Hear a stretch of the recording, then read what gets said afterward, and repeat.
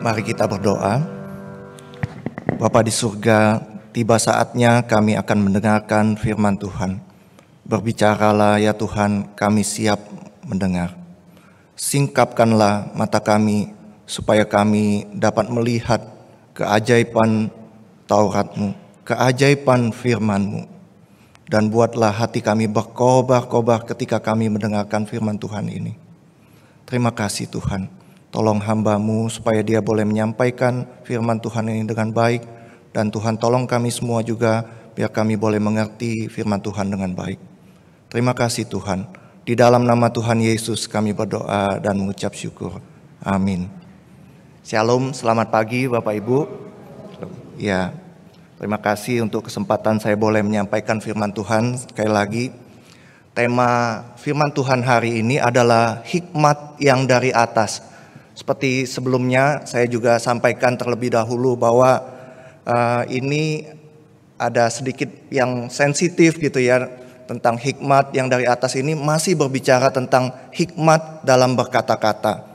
Dan saya akan katakan sekali lagi bahwa saya berdiri sini bukan untuk menyinggung seseorang dalam khotbah saya, juga bukan ada pesan yang dititipkan buat saya supaya saya sampaikan kepada jemaat ya.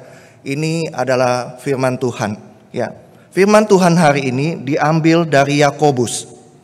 Yakobus pasal 3 ayat 13 sampai 18. Bapak Ibu boleh bisa mengikutinya di layar LCD. Saya akan membacakan buat Bapak Ibu. Beginilah firman Tuhan. Siapakah di antara kamu yang bijak dan berbudi? Baiklah ia dengan cara hidup yang baik menyatakan perbuatannya oleh hikmat yang lahir dari kelemah lembutan. Jika kamu menaruh perasaan iri hati dan kamu mementingkan diri sendiri, janganlah kamu memegahkan diri dan janganlah berdusta melawan kebenaran. Itu bukanlah hikmat yang datang dari atas, tetapi dari dunia, dari nafsu manusia, dari setan-setan. Sebab di mana ada iri hati dan mementingkan diri sendiri, di situ ada kekacauan dan segala macam perbuatan jahat. Tetapi hikmat yang dari atas adalah pertama-tama murni, selanjutnya pendamai, peramah, penurut, penuh belas kasihan, dan buah-buah yang baik, tidak memihak dan tidak munafik. Dan buah yang terdiri dari kebenaran ditaburkan dalam damai untuk mereka yang mengadakan damai. Begitulah firman Tuhan. Bapak Ibu, suatu kali saya pernah membaca sebuah cerita yang menarik mengenai seorang profesor dan sopirnya ya. Nah, profesor ini adalah seorang yang sangat pintar dan sering diundang untuk menjadi pembicara di berbagai universitas gitu ya. Nah, profesor ini sebenarnya bukan seorang yang nyaman berbicara di depan orang banyak. Dia lebih suka bekerja di laboratorium gitu ya, tanpa dilihat orang gitu, dibandingkan dengan pergi berkeliling dan menjadi pembicara di depan banyak orang. Nah, namun karena tuntutan tugas, dia harus pergi bersama sopirnya keliling gitu ya ke berbagai kota untuk menjadi pembicara gitu. Nah, dikisahkan dalam cerita ini, profesor tersebut capek sekali malam itu karena hari itu saja dia sudah berbicara 3 kali ya di depan orang banyak gitu ya. Dia masih harus sekali lagi berbicara pada malam hari itu di sebuah acara ilmiah di tempat lain. Nah, sopirnya itu melihat majikannya capek sekali, lalu dia berkata kepada tuannya, "Tuan, saya sudah sering sekali mendengar Tuan berbicara di depan orang gitu ya. Saya sudah sering sekali mendengar apa yang Tuan sampaikan kepada orang-orang. Saking seringnya saya tuh sudah hafal dengan apa yang bakalan Tuan sampaikan. Mau nggak Tuan, saya yang gantiin Tuan malam hari ini?" Profesor tadi ketawa gitu ya. Awalnya hanya ketawa, dia menganggap lelucon aja gini sopir ini. Tapi di dalam perjalanan dia lalu berpikir, wah, boleh juga ya ide ini gitu ya. Gitu. Orang mungkin sudah mendengar nama saya, tapi mungkin mereka belum pernah melihat wajah saya gitu. Di kalangan ilmuwan tuh biasanya seperti itu. Orang lebih dulu tahu karya ilmiahnya, penemuannya, tapi mungkin mereka belum pernah melihat wajah si penemu tersebut gitu ya. Nah, profesor itu berpikir, apa saya malam hari ini istirahat dulu ya? Coba, nggak apa-apa, mungkin sopir saya aja yang sampaikan apa yang ingin saya sampaikan. Lalu mereka berganti pakaian, Bapak Ibu. Ya, Bapak Ibu tahu apa yang terjadi? Yang terjadi ternyata sopirnya tersebut ternyata benar-benar bisa gitu menyampaikan apa yang dia biasa sampaikan kepada orang-orang itu gitu. Bahkan dia bisa menjawab beberapa pertanyaan itu dengan baik sekali. Namun kemudian ada seorang ilmuwan lain yang angku gitu, yang sombong gitu ya. Dia mengajukan pertanyaan yang berbeda ya. Yang sopir tersebut sepertinya akan kesulitan untuk menjawabnya. Ilmuwan angku itu sengaja memberikan pertanyaan sulit untuk menunjukkan kepada orang lain bahwa oh dia tuh pintar gitu ya, lebih ahli, lebih pintar gitu. Nah, waktu mendengar pertanyaan tersebut, profesor tersebut tahu sopirnya tidak akan bisa menjawab pertanyaan tersebut. Dia berkata dalam hati, wah celaka nih katanya. Sopir saya pasti tidak akan bisa menjawabnya. Profesor tersebut khawatir sekali. Kenapa khawatir? Karena dia kan berbicara atas nama dirinya. Sopir tersebut berbicara atas nama dirinya. Kalau dia tidak bisa menjawab pertanyaan tersebut, orang-orang akan menganggap dia tuh nggak capable gitu, yang nggak mampu gitu. Nah, berita seperti itu akan cepat sekali menyebar dan orang-orang akan tahu dan itu akan mencoreng nama besarnya. Tapi dia juga dilema, dia tidak mungkin mengambil alih pertanyaan tersebut, dia menjawab pertanyaan tersebut karena kalau dengan demikian penyamaran mereka akan ketahuan. Kalau penyamaran mereka ketahuan, orang-orang juga akan menganggap dia melecehkan gitu ya, karena tidak menghargai para peserta seminar tersebut. Bapak Ibu tahu apa yang dijawab oleh sopir tersebut? Nah, sopir tersebut ternyata tidak gugup sama sekali ketika diberikan pertanyaan tersebut ya. Dengan tenang dia berkata kepada ilmuwan angku tersebut, "Tuan, jawaban untuk pertanyaan Tuan itu mudah dan sangat sederhana sekali," dia bilang. Saking mudahnya, dia bilang, sopir saya yang di belakang itu pasti akan bisa jawabnya, dia bilang gitu, ya. Dia berkata seperti itu. Lalu sopirnya yang di belakang itu, yang adalah sang profesor sendiri itu ya. Lalu, wah, dia menjawab pertanyaan tersebut gitu. Nah, ilmuwan yang angku tadi, wah malu juga dia ya. Nah, pertanyaan sulit dia itu ternyata dijawab oleh seorang sopir gitu. Tapi di lain sisi profesor tersebut selamat. Karena sopirnya bisa mengalihkan pertanyaan tersebut untuk dia jawab tanpa orang lain tahu. Bapak Ibu, cerita ini mungkin cerita konyol gitu ya.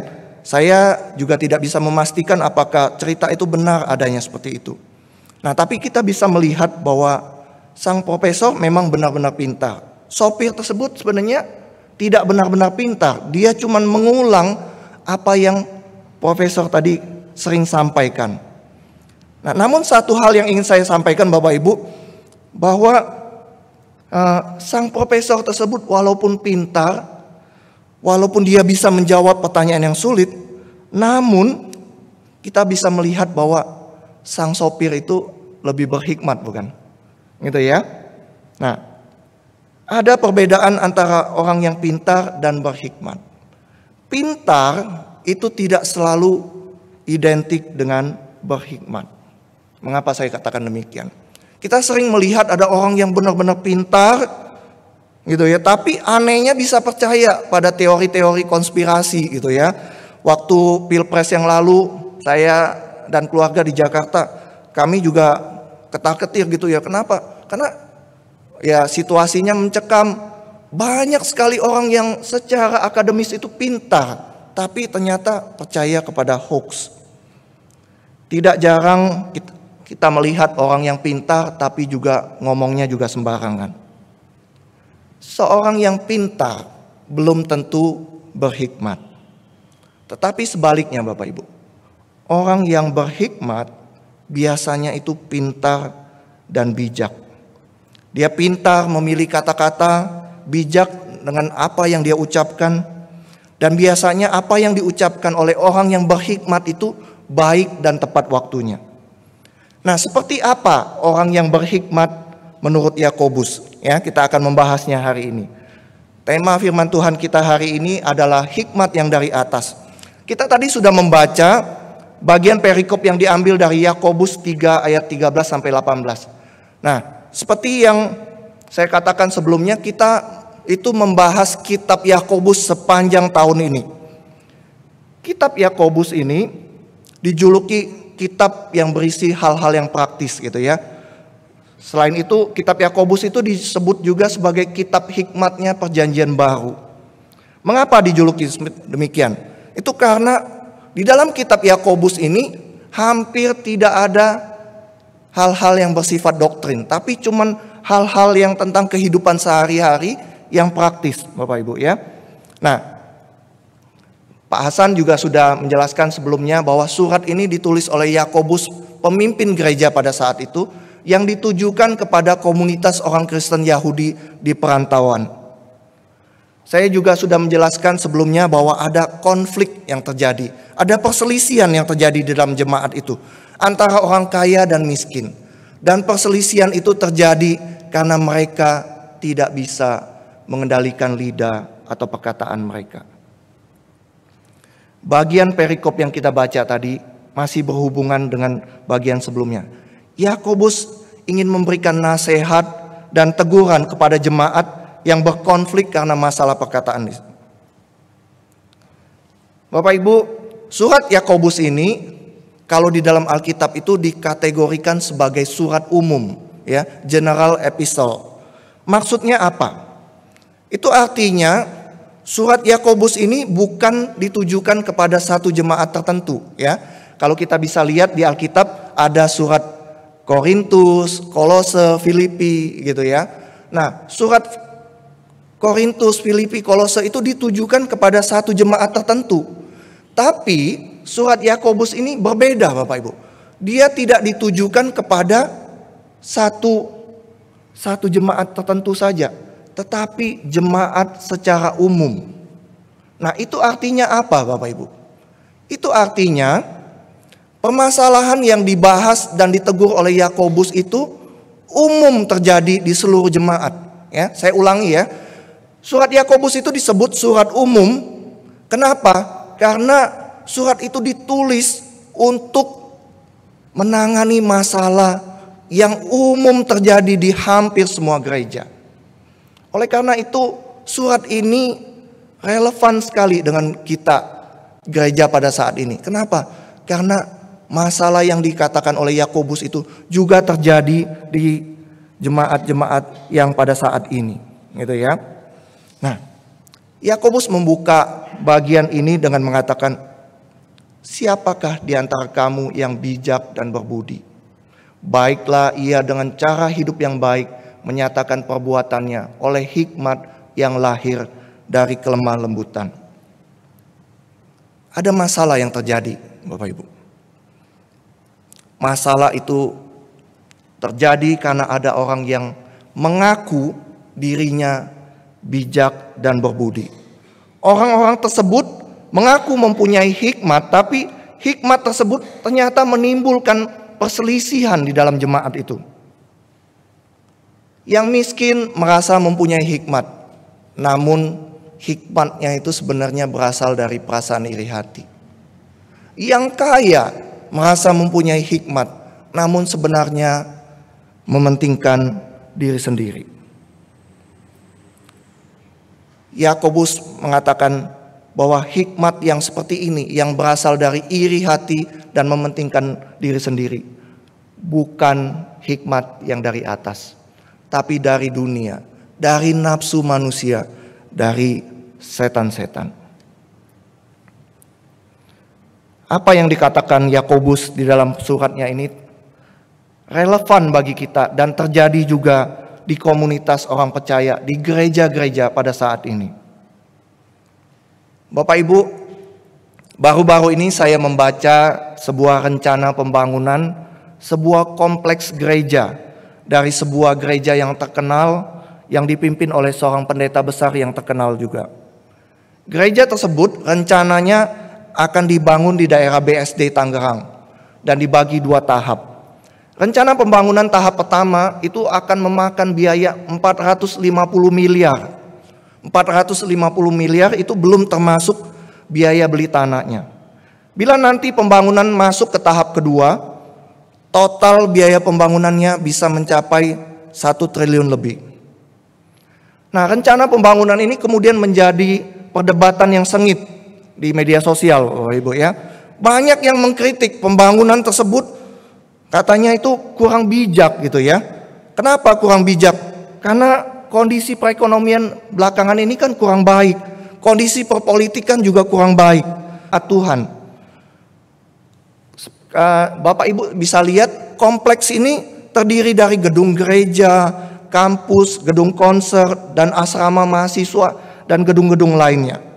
Mereka mengatakan membutuhkan gedung gereja yang besar ini untuk menampung ribuan jemaat mereka. Mereka lalu membalas kritikan orang yang tidak setuju itu. Mereka mengutip Matius 26 ayat 11 ya. Saya sampai kaget juga karena jadi ada perang ayat gitu ya Bapak Ibu ya. Ayat-ayat firman Tuhan itu malah dipakai untuk berdebat. Matius 26 ayat 11 mereka katakan, karena orang-orang miskin itu selalu ada padamu, tetapi aku tidak akan selalu ada bersama-sama kamu. Jadi mereka beralasan, oh iya memang hamba Tuhan dan gereja yang miskin banyak, dia bilang. Tapi firman Tuhan loh katakan, orang miskin itu selalu ada, tapi aku tidak selalu ada. Lalu mereka menimpali lagi dengan ayat 10 katanya, mengapa kamu menyusahkan perempuan ini? Lalu ubah kami gitu ya. Mengapa kamu menyusahkan kami? Sebab kami telah melakukan suatu perbuatan yang baik itu untuk Tuhan. Perdebatan ini berlangsung tajam sekali dan bahkan sudah menjurus kepada saling mengata-ngatai dengan kasar gitu ya, dan menyerang pribadi.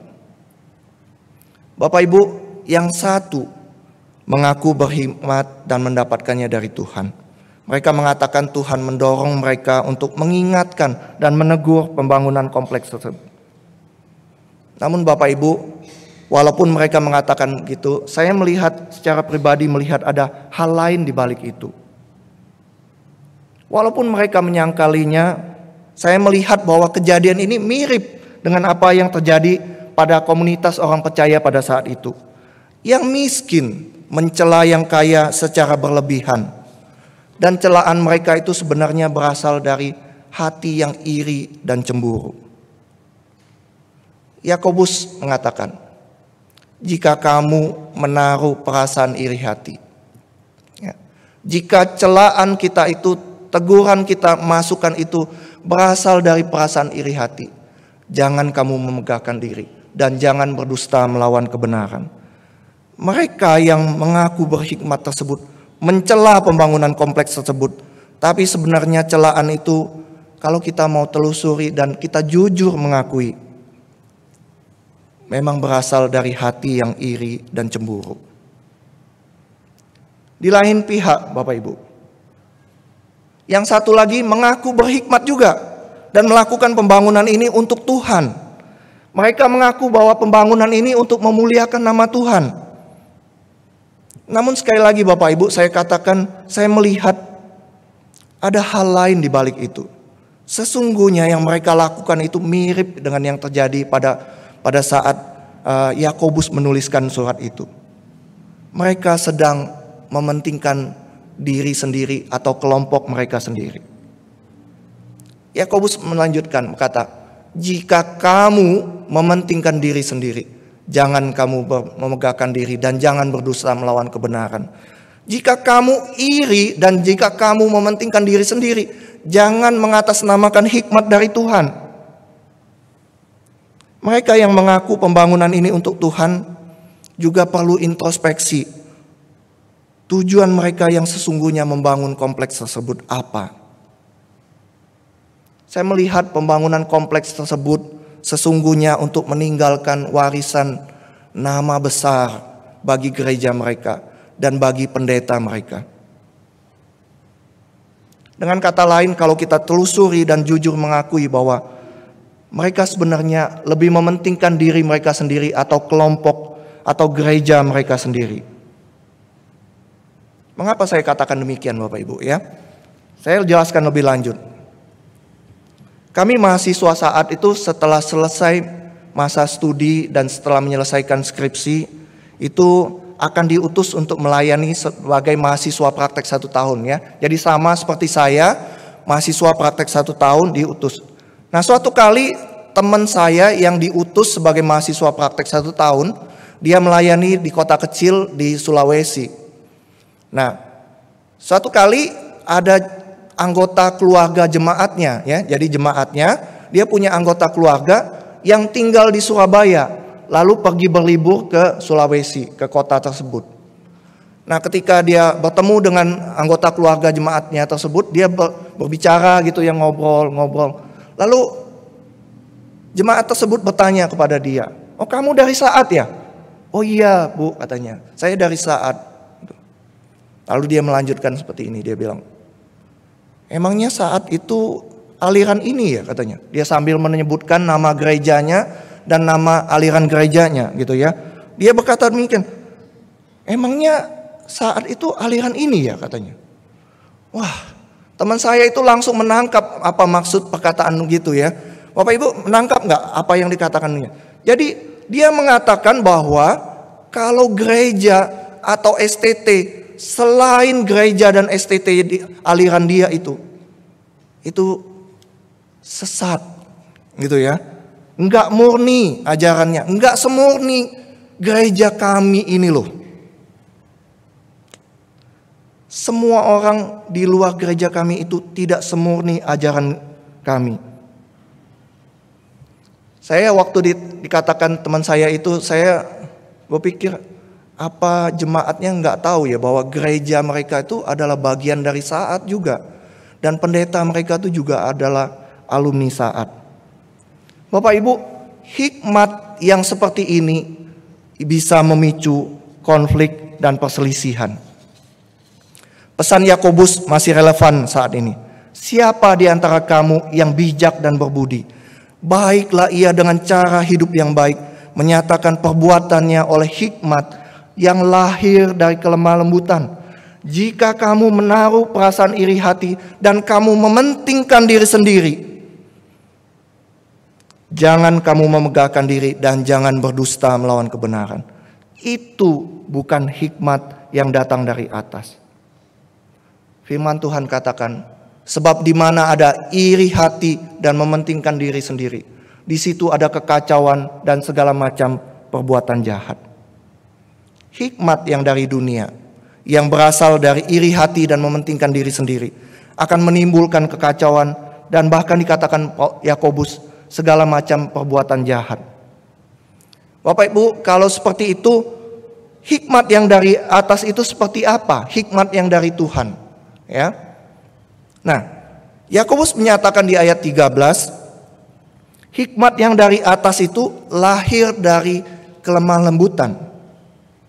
Bapak Ibu, kata kelemah lembutan di ayat ini itu sebenarnya juga bisa diartikan sebagai kerendahan hati, ya. Jadi hikmat yang lahir dari kerendahan hati. Yakobus berkata, barang siapa kekurangan hikmat, minta kepada Tuhan. Amsal juga berkata, jikalau keangkuhan tiba juga cemooh. Tetapi hikmat ada pada orang yang rendah hati. Hikmat yang dari atas itu diberikan Tuhan kepada orang yang rendah hati. Tuhan akan memberikan hikmat itu kepada orang yang memintanya. Tetapi hikmat itu diberikan kepada orang yang rendah hati. Kita baru bisa memintanya apabila kita memintanya dengan rendah hati. Yang kedua, Bapak Ibu, ayat 17 mengatakan hikmat yang dari atas itu adalah hikmat yang muncul dari hati yang murni. Mazmur 19 ayat 12 berkata begini, siapakah yang dapat mengetahui kesesatan? Bebaskanlah aku dari apa yang tidak kusadari. Kadang-kadang kita itu di dalam hidup kita itu bisa tersesat, Bapak Ibu ya. Kita bisa terikat pada hal-hal yang tidak kita sadari. Pemazmur katakan, siapa yang dapat mengetahui kesesatan? Bebaskanlah aku dari apa yang tidak kusadari.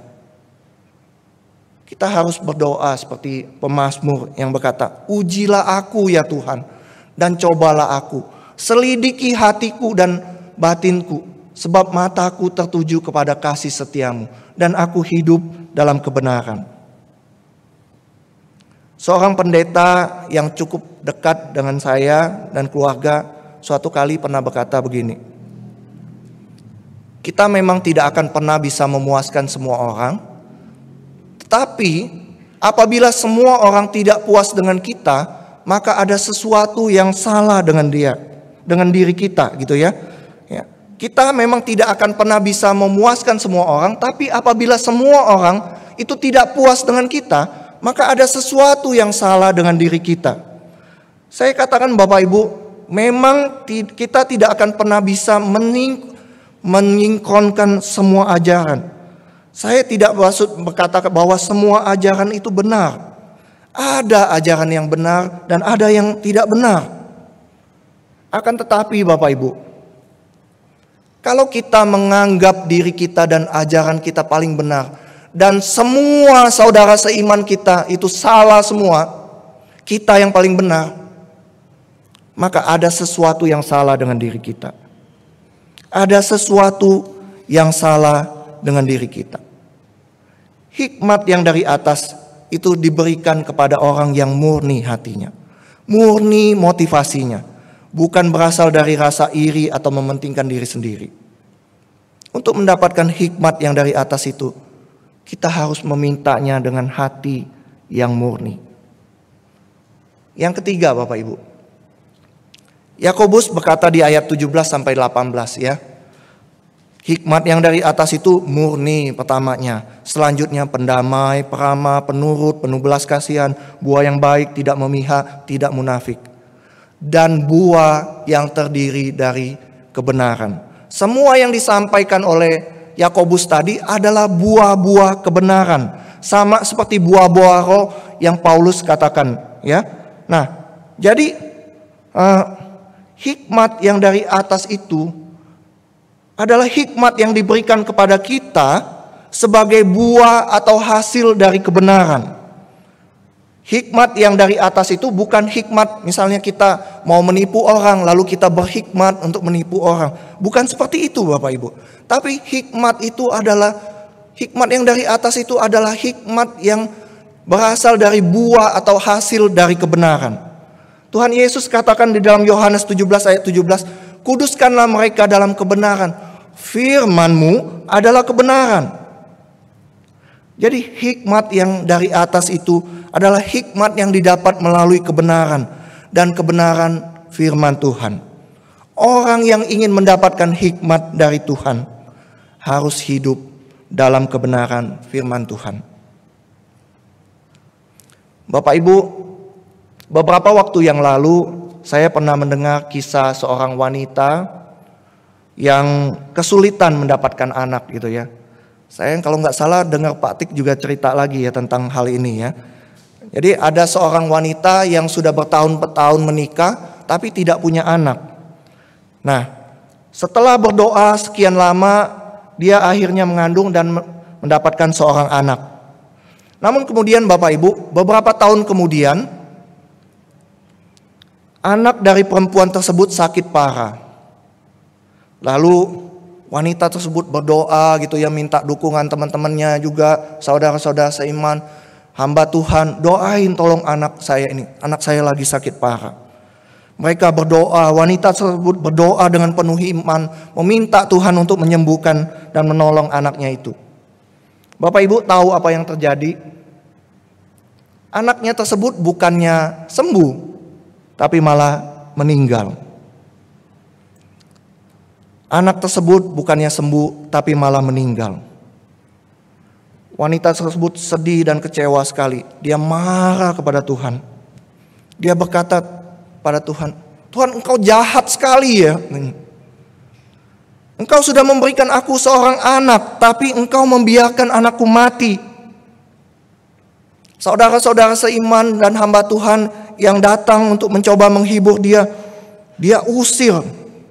dicaci maki gitu ya. Dia berkata, aku tidak mau percaya kepada Tuhan yang seperti itu. Katanya Tuhan itu adalah Tuhan yang maha kuasa. Engkau Tuhan adalah Tuhan yang mampu melakukan segala sesuatu. Mana buktinya? Aku tidak minta kekayaan, aku cuma mau minta anakku sembuh Tuhan. Dan itu pun engkau tidak kabulkan, Lord. Wanita itu kemudian lama tidak pergi ke gereja. Dan tidak ada seorang pun yang bisa berbicara kepada dia. Nah, suatu kali Bapak Ibu, seorang ibu yang lain datang ke rumahnya gitu ya. Nah, ibu ini seorang yang sederhana, bukan seorang yang terpelajar, tapi ibu ini adalah seorang anak Tuhan yang baik gitu. Dia juga adalah seorang yang sangat mencintai firman Tuhan. Nah, ibu itu datang kepada wanita tersebut. Tapi dia tidak sekalipun menyinggung nama Tuhan. Dia datang mengantarkan makanan. Lalu dia datang ke rumahnya. Wanita tersebut mengurung dirinya, tapi rumahnya jadi berantakan semua. Ibu tersebut datang membersihkan rumahnya, merapikan rumahnya. Dia membantu membereskan rumah tersebut. Lalu bantu dia masak juga, memasakkan makanan buat wanita tersebut. Setelah beberapa waktu, ibu itu baru mulai ngomong lagi kepada wanita tersebut. Dia mengingatkan betapa Tuhan mengasihi wanita tersebut dan peduli dengan wanita tersebut. Namun Bapak Ibu, begitu mendengar nama Tuhan disebutkan lagi, wanita tersebut langsung marah lagi dan berkata, jangan sebut-sebut nama Tuhan di depan saya ya. Saya masih menghargai ibu, katanya. Ibu sudah membantu saya sehingga saya tidak mengusir ibu. Jangan bilang Tuhan mengasihi saya. Jangan bilang Tuhan peduli dengan saya. Apa Tuhan peduli dengan yang saya rasakan? Apa Tuhan tahu apa yang saya rasakan? Ibu tersebut terdiam mendengar apa yang dia sampaikan. Ibu tersebut tidak bisa berkata apa-apa. Namun dia berdoa dalam hatinya, Tuhan, berikan saya hikmat bagaimana ngomong dengan wanita tersebut. Lalu Bapak Ibu, Tuhan tiba-tiba memberikan dia hikmat gitu ya. Bagaimana dia harus berbicara kepada wanita tersebut. Dia mengulangi ucapannya. Dia berkata, Tuhan mengasihi kamu saudariku, dia bilang. Tuhan peduli dengan engkau. Wanita itu langsung menjawab, sudahlah Bu, saya tidak mau mendengar lagi apa yang ibu katakan.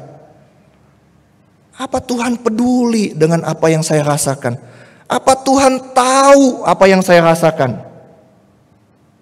Lalu Bapak Ibu dengan lembut ibu itu berkata, Tuhan peduli dengan apa yang engkau rasakan. Dia tahu apa yang engkau rasakan. Bagaimana Tuhan bisa tahu apa yang saya rasakan?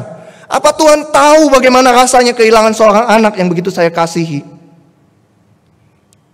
Ibu itu lalu berkata, iya saudariku, Tuhan tahu apa yang engkau rasakan. Dia tahu bagaimana rasanya kehilangan seorang anak. Tuhan tahu bagaimana rasanya kehilangan anak. Karena dia juga pernah kehilangan anaknya. Bahkan anaknya itu mati di atas kayu salib.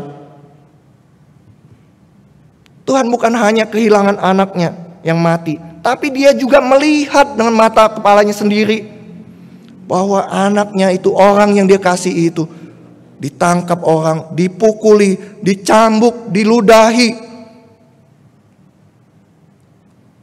Anaknya yang dia kasih itu harus kehilangan nyawanya, digantung di atas kayu salib. Sebuah hukuman yang saat itu hanya diperuntukkan untuk orang-orang yang melakukan kejahatan yang besar. Ibu itu berkata kepada wanita tersebut, Tuhan melihat dan Tuhan tahu apa yang engkau rasakan. Ibu itu lalu melanjutkan perkataannya, bukan Tuhan yang menyebabkan anakmu mati, tapi dosa manusialah yang menyebabkannya. Ketika manusia jatuh ke dalam dosa, maut itu masuk ke dalam dunia. Sakit penyakit juga muncul di dalam dunia. Tapi dia katakan, Tuhan mengasihi kita.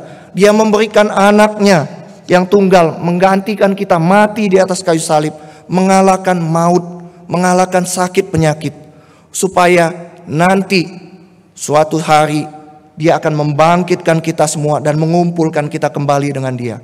Suatu hari, ibu itu berkata kepada wanita tersebut, suatu hari kita yang akan bertemu dengan anakmu. Wanita itu tersadar setelah mendengar apa yang dikatakan ibu itu. Dia terdiam mendengar perkataan itu. Lalu kemudian dia menangis sejadi-jadinya. Dia berkata, Tuhan, ampuni aku yang bodoh ini. Ampuni aku tidak menyadari bahwa Engkau mengasihi aku. Engkau peduli dengan diri. Ampuni aku karena sudah mengeluarkan kata-kata yang menyakiti hatimu. Ampuni aku ya Tuhan. Wanita itu menangis memohon ampun.